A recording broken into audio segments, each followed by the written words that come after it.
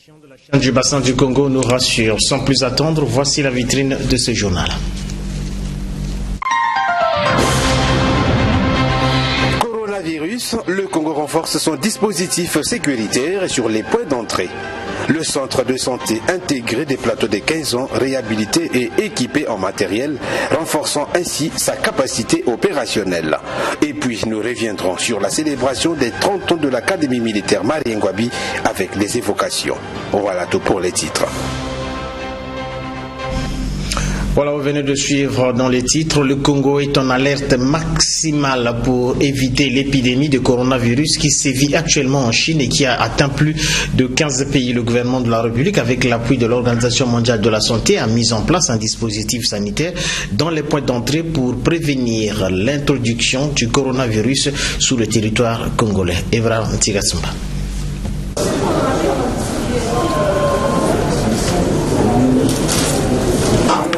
Suspect de coronavirus n'a été détecté jusqu'à ce jour sur les territoires congolais. Pour preuve, ce mardi, 4 ministres, le ministre de la Santé, celui de l'Intérieur, des Transports et celui de la Communication sont allés toucher du doigt la réalité du dispositif mis en place par l'Organisation mondiale de la santé à l'aéroport international Maya et au beach de Brazzaville.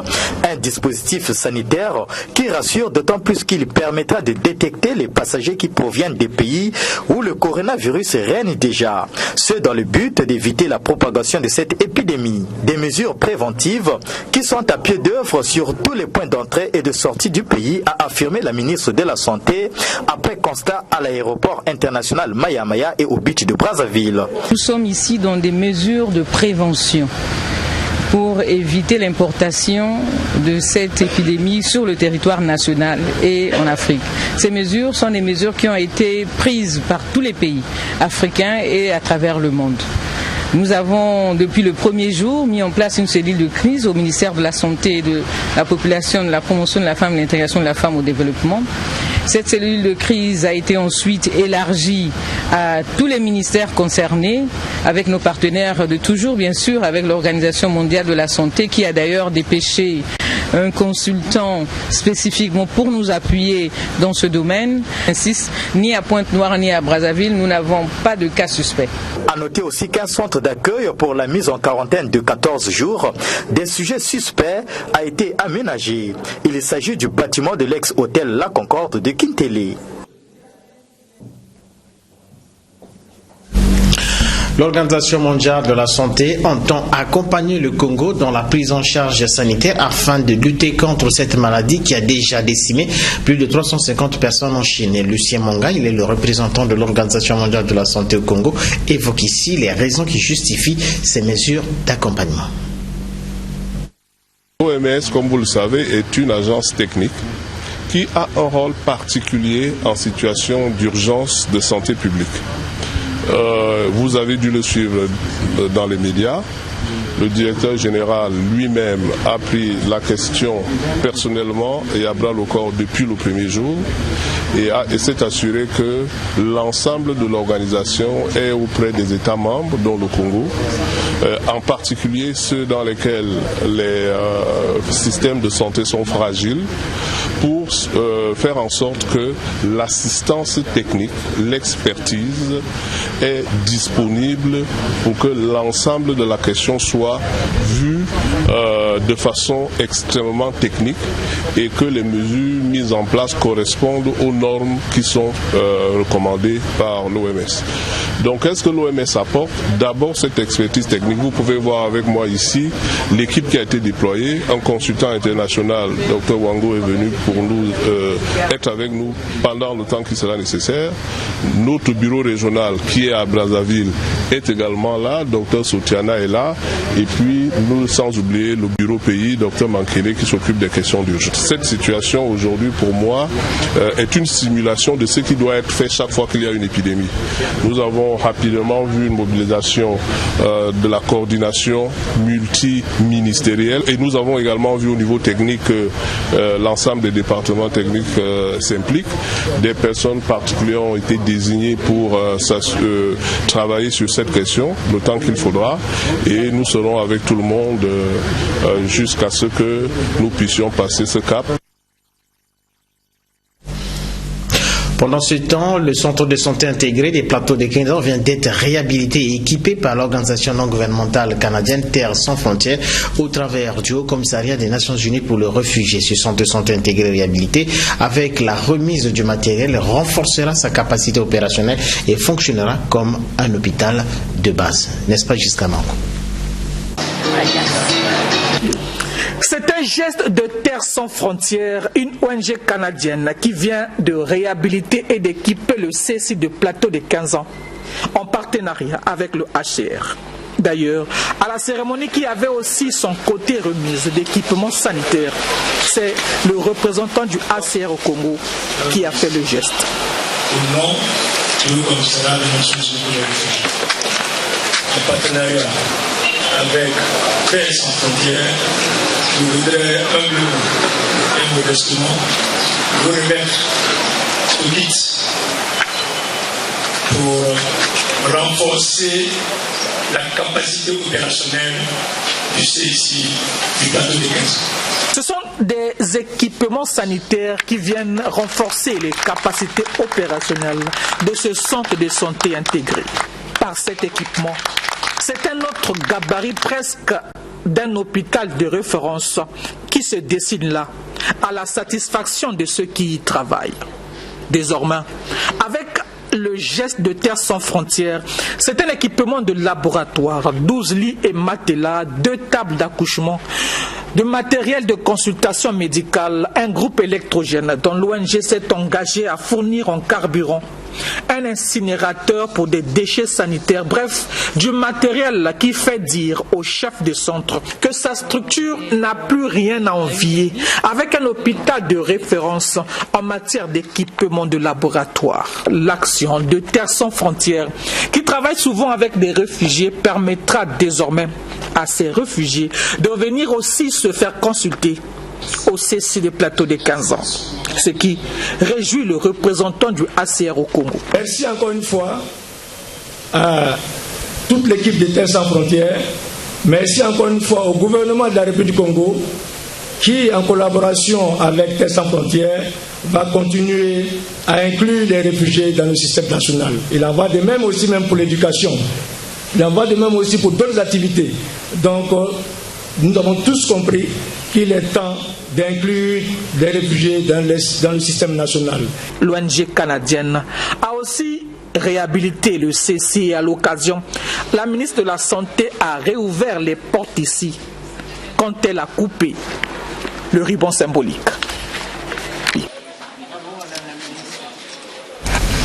Vous venez de le voir, le centre de santé intégré des plateaux de 15 ans réhabilité et équipé a repris son fonctionnement normal. Pendant ce temps, l'école Antoine Bombo à Mvoumvou, nous sommes là dans le 2e arrondissement de Pointe-Noire, éprouve d'énormes difficultés à pouvoir réouvrir ses portes aux apprenants. Les raisons dans ce reportage de Dimothée Mavungu.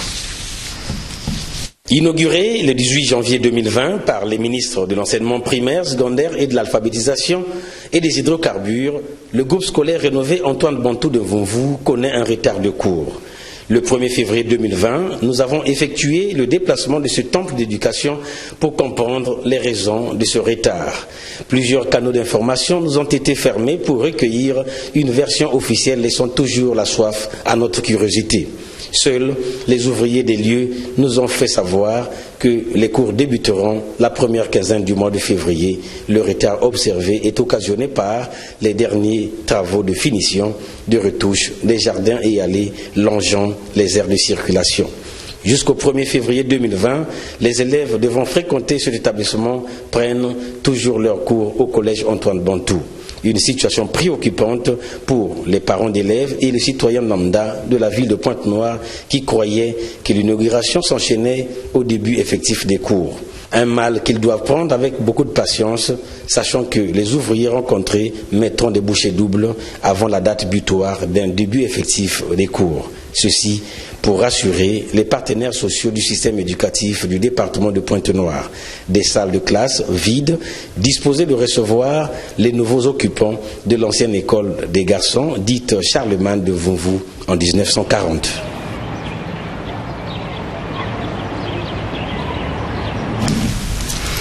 De leur côté, les habitants de Loussala, nous sommes toujours dans le département de Pointe-Noire, viennent d'organiser une opération de sécurisation du centre de transport électrique de ce quartier. Ceci pour éviter les dommages. Le point dans ce reportage, toujours de démontage Mavongo. Profitant de la journée de la salubrité nationale instituée chaque premier samedi du mois, suivant la circulaire du Premier ministre Clément Mwamba, les populations de Loussala ont organisé une opération de sécurisation du centre du transport électrique dit Clarisse de ce quartier. Ceci pour emblayer les poteaux électriques menacés d'effondrement par la furie des pluies diluviennes. Une mobilisation de gaieté observée dans l'accomplissement de ce geste civique par les habitants de Loussala, marquant leur solidarité à la Société électrique du Congo. Surtout pour sécuriser les installations électriques affectées par l'État dans leur quartier résidentiel. Des propos étayés par le chef du quartier 313 Loussala pour une invite à la conscience citoyenne. La population à un certain moment est comme une pièce qu'on change dans une machine. Donc c'est petit à petit que les gens s'adaptent. Voilà pourquoi je voulais leur rappeler à ce deuxième samedi de l'année qu'ils ne peuvent pas rester intacts ce jour-là. En dehors de ce jour-là, ils doivent aussi en tenir leur devanture. Donc, pendant que nous sommes dans des milieux de ce genre, nous, en tant que responsables de quartier et autres, responsables d'église, écoles et autres, eux aussi, devant leur parcelle, ils doivent enlever l'herbe. Ça nous fera fuir et les serpents et les moustiques. Bon, ça va nous épargner de certaines maladies. Mais plus ils vont rester dans cet état-là, alors c'est compliqué. Même si on peut multiplier aujourd'hui, je ne parle pas des moustiquaires bien sûr, on peut nous donner une fois les moustiquaires. Mais c'est en vain parce que l'herbe est là. Vous voyez? Donc, je leur demande humblement, très respectueusement, de mettre la propriété devant leur parcelle. Bon, avec le temps, je crois que ils ont cette chance-là de nous suivre. Avec le temps, les services de la police, la gendarmerie vont passer pour taxer tous ceux qui vont s'entêter de rester dans la saleté. Et ils doivent savoir que la propriété chasse la maladie. Une noble initiative qui devrait faire école à d'autres populations des arrondissements de la ville de Pointe-Noire pour assainir édifices publics, lits de rivières et des voiries urbaines des quartiers pour donner un sens à chaque premier samedi du mois. Chaque premier samedi du mois ne suscitant toujours pas un engouement à la mobilisation dans les quartiers, souvent considérés comme la journée de certains Congolais avec le gouvernement.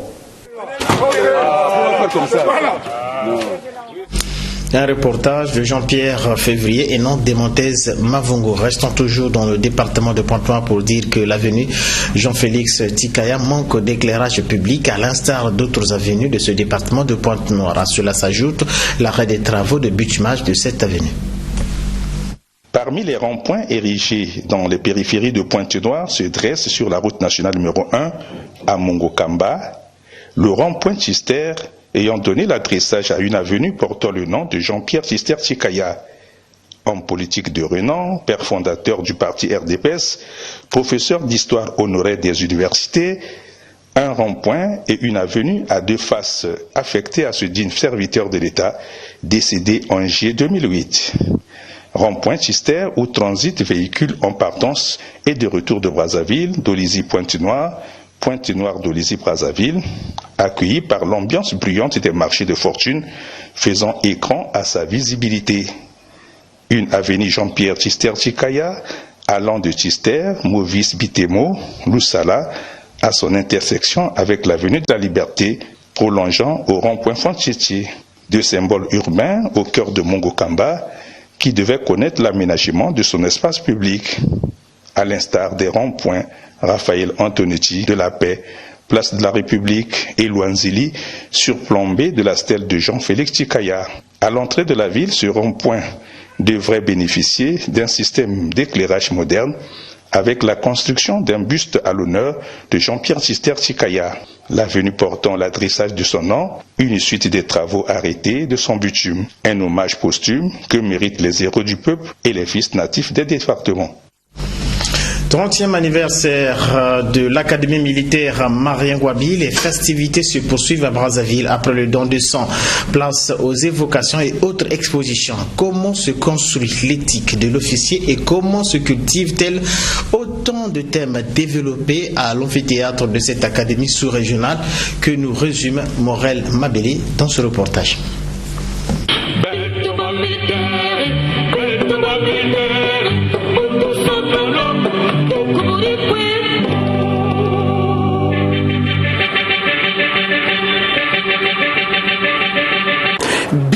Perspective. C'est sous ce thème que l'Académie militaire Marien Ngouabi célèbre les 30 ans du lancement officiel de ses activités de formation. Car la première promotion de l'Académie militaire Marien Ngouabi est sortie le 5 février 1990. 30 ans après, le ministre de la Défense nationale, Charles Richard Mondio, est fier de cette école qui, au départ, avait une mission d'assurer la formation initiale des élèves officiers d'active. Au fil de son évolution, elle a été ouverte à d'autres formations, à savoir la formation supérieure des officiers des forces armées congolaises ainsi que leur perfectionnement et leur recyclage. L'Académie militaire Marien Ngouabi n'a jamais cessé de grandir et de se moderniser. Ceci grâce aux efforts considérables consentis par le gouvernement, a indiqué Charles Richard Mondio.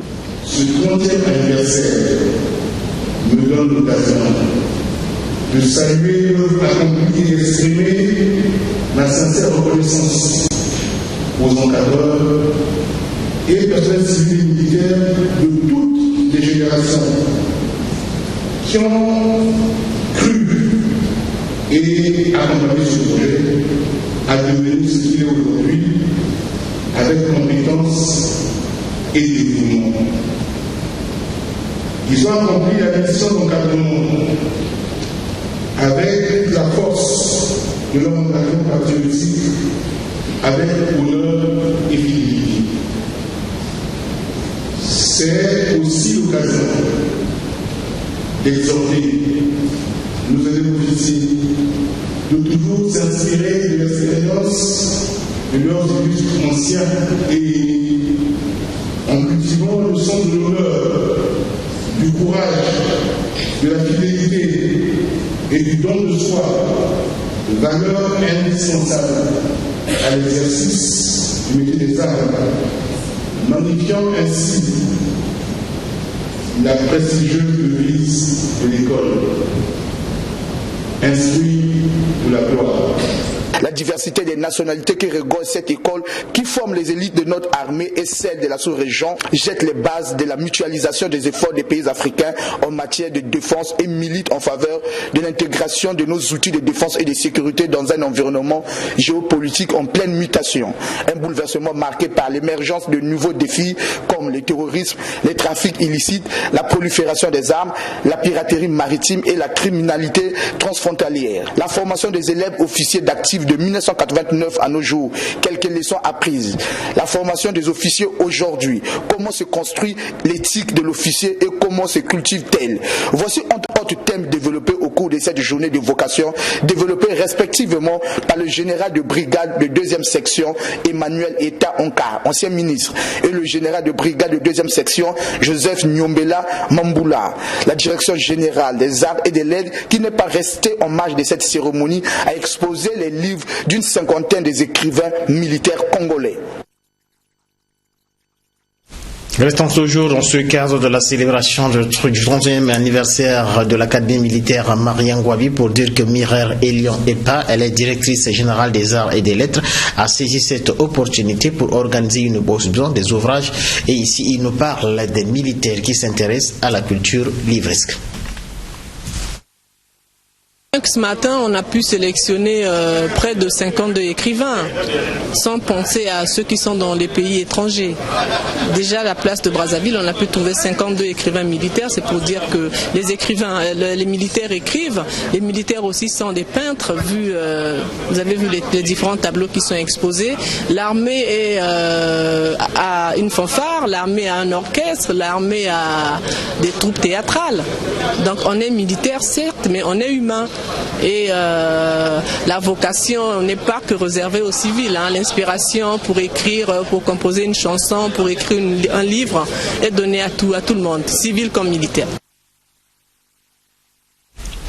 Rendons-nous cette fois-ci aux États-Unis. Les résultats du caucus de l'Iowa ont été retardés du côté des démocrates. Retard imputé à des incohérences dues à un problème de procédure. Pendant ce temps, les républicains ont élu à une forte majorité le président Donald Trump. Le point dans ce condensé. Des événements inattendus suite au caucus de l'Iowa qui s'est tenu hier soir puisque les résultats du caucus ont été retardés. Le Parti démocrate de l'Iowa, fustigé par de nombreux commentateurs et les chefs de campagne de plusieurs candidats, a imputé les retards à des incohérences dans les résultats du caucus. Que s'est-il passé? L'application du parti a-t-elle été piratée? Eh bien non, le Parti démocrate de l'Iowa a fait savoir qu'il s'agit simplement d'un problème par rapport à la façon dont certains résultats ont été répertoriés. Et pour assurer l'exactitude des résultats, il a fallu se référer aux résultats papier, ce qui requiert plus de temps. Pas de surprise chez les républicains, Donald Trump a remporté le caucus de l'Iowa avec 97% des votes. Après ce caucus de l'Iowa, place aux primaires dans l'État du New Hampshire dans exactement une semaine. Et la prochaine grande étape après le New Hampshire, c'est le Super Tuesday, le 3 mars, lorsque 14 États américains voteront pour choisir leur candidat préféré aux primaires. Et puis pour terminer, le colonel Alphonse Mouzita dit Adamo a reçu les hommages de ses frères d'armes ce mardi à la stèle des AUT. Il était difficile pour ses frères d'armes de contenir leurs larmes.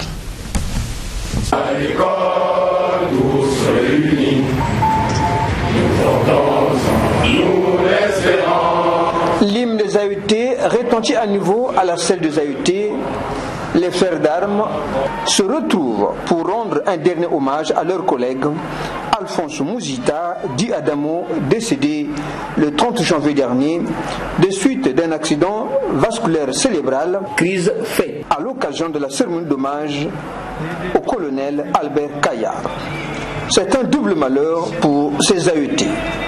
Alphonse Mouzita, matricule 924, était venu de Pointe-Noire pour dire adieu à son ami de promotion, le colonel Albert Caillard.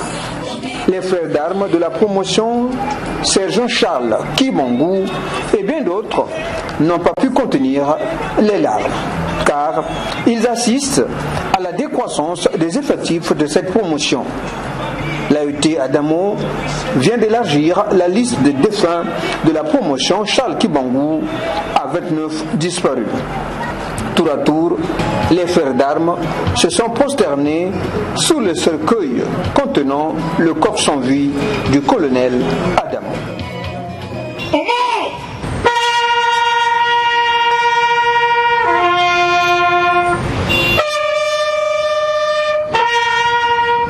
Alphonse Mouzita fut un homme de loi, a reconnu le président de la promotion, Charles Kibongou, le colonel David Mbondi, prononçant l'oraison funèbre. Il est admis au brevet d'études moyennes générales, BMG, et choisit de s'engager dans l'armée populaire nationale pour servir comme soldat de deuxième classe à la base aérienne 01/20. Son histoire émeut le commandant de la base aérienne de l'époque, le capitaine Mafuta, qui décide de le loger au célibatérium des sous-officiers et l'autorise à poursuivre ses études secondaires au lycée agricole Amilcar Cabral. Persévérant et opiniâtre, il obtient son baccalauréat en 1976 et admis au centre d'instruction préparatoire aux écoles militaires CIPEM à Bifouiti pour l'apprentissage de la langue allemande.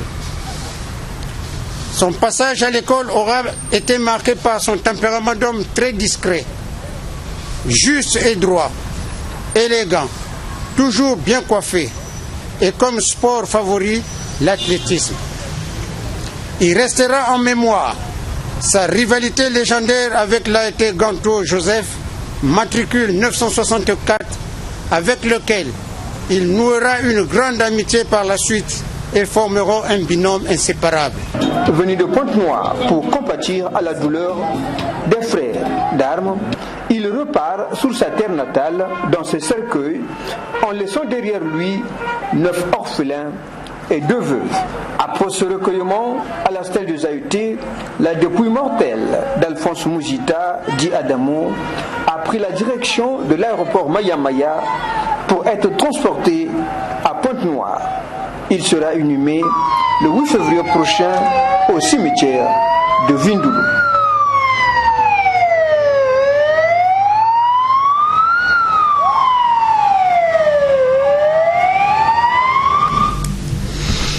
Voilà, c'est par ces nouvelles sombres que nous bouclons ce journal. Merci de nous avoir suivis. Bonne suite des programmes sur les antennes de l'IRTV.